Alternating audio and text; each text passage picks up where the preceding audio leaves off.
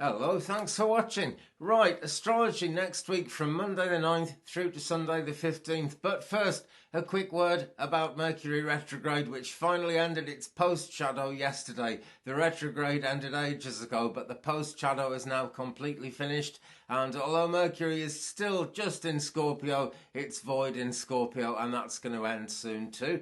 The moon, as I'm doing this, is in Taurus, and she is 85.7% full. She entered Taurus late Saturday in the States and Canada, early today here in UK, and later today in New Zealand. So if you're watching this in New Zealand early morning, maybe the moon isn't quite in Taurus yet, but she is here as I'm doing this. So Monday the 9th, tomorrow, Mercury actually leaves Scorpio and enters Sagittarius, and will be in Sagittarius for the next 3 weeks. This takes communication from sort of the darker side of things into the lighter side of things, and wherever Sagittarius gets involved, things become more expansive. There's less kind of attention to fine details of things, and we go from that very tight focus of Scorpio into that feeling that anything could happen.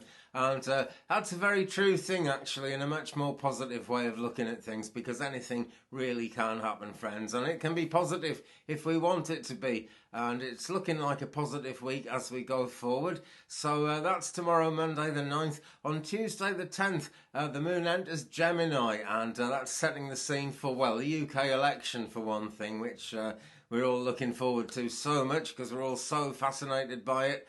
And that Gemini moon enters, the moon enters Gemini on the Pacific side of the States and Canada, 8:47 a.m. Eastern, 11:47 a.m. Here in UK, 16:47, 3 minutes to 5 in the afternoon. So we will have quite a Taurus day on the way through to that. And then in New Zealand, I'm still working out New Zealand, but it looks to me like that's going to be 2:47 a.m. on Wednesday.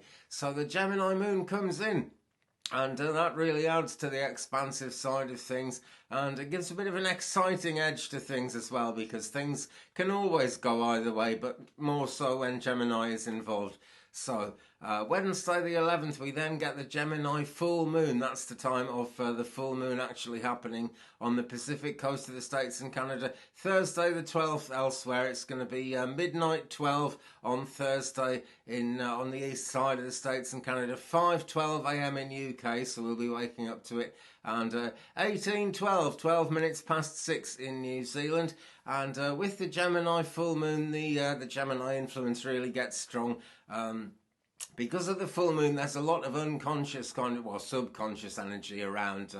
Things going on that we don't actually necessarily have to be fully mindful of, but things that happen anyway. It's the kind of time with the full moon where everything comes to a spiritual fullness, and because of that, things can get almost overexciting, if you know what I mean. But it's a very positive thing, and we're likely to see more out of the third eye than we're going to see out of the round things at the top of our faces, or the rectangular things in my case. Maybe I watch too much YouTube or something, who knows.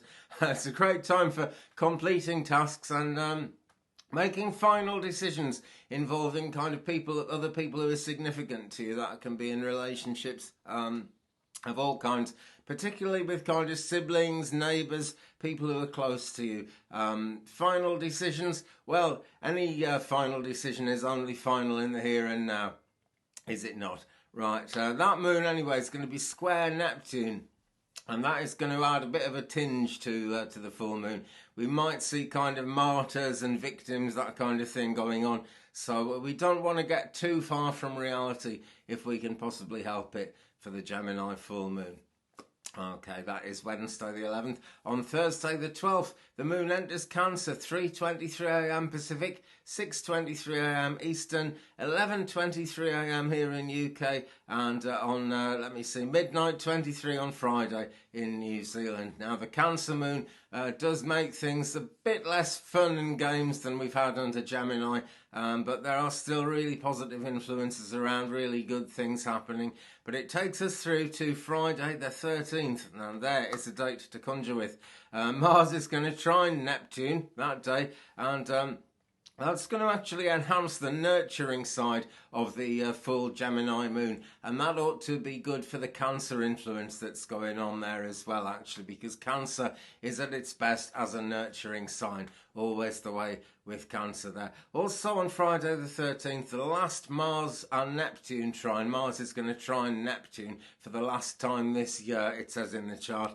Well, it's kind of obvious really, because we're nearly at the end of December. We're very nearly into next year. But it's the last chance to experience that for this year. And that is a real positive thing. Venus is going to conjunct Pluto, though, as well on Friday the 13th. And that can give rise to sort of short-lived bouts of jealousy, maybe sexual jealousy, that kind of thing. So it could be a tricky one, but it's not really worth dwelling on that because it's not going to go on for too long. But yeah, Venus-Pluto conjunct, that is the way it goes, and that's Friday the 13th. So we come to next weekend, and on Saturday the 14th the moon is going to enter Leo. Let me see, 17:56 Pacific, 22:56 Eastern, here in UK, 3:56 AM Sunday, 16:56 PM Sunday in New Zealand. And the Leo moon kind of has us wanting to be out there, has us wanting to get our things noticed that we're doing, it's not a bad time to sort of wear your heart on your sleeve if you really want people to kind of understand what you're going through. But do try not to labour that too much, because we will have just gone through that martyr burning thing with the moon squaring Neptune on Wednesday. And then next Sunday, Jupiter trine Uranus. You're more likely to get success with Jupiter trine Uranus if you sort of break the normal ritual of things. Then success is really quite promising and quite positive. And I can't read my writing here. I wrote this down early. What does it say? Yeah, right. The next Jupiter-Uranus trine doesn't actually come in until 2028. So it's, not just a good time, it's the good time to just break the mold and be a bit different. Okay, well that's next week, and I will be back next weekend. Well, before I'll be back midweek as well to do some more astrology as we go, because it's changing all the time. But just for today, I do want to mention that we've got an alignment which where's my book? Dear me, you'd think I'd know. Right, sorry, I've got my brain like a sieve here. Okay, right, yeah, Sunday, December the 8th, which is actually today. And this is going to set the scene for next week up to a point as well. The Sun is square Neptune, and this brings kind of low energy conditions. People can get a bit down, can be quite confusing as well, but it's a really, really good time to relax and stop worrying about stuff. Be creative, and since it's a Sunday, since many of us don't have to kind of go out to work today, that's really not a bad day to have this situation. So yeah, just take it as easy as you can, and things will pass and things will be better next week, as we've seen. Okay, so thanks very much. Got lovely sunshine streaming in this morning, and it keeps making me light up rather a lot, so I think that's a positive omen if anything ever was. Have a fantastic day, have a fantastic week ahead. I'll see you very soon. Peace.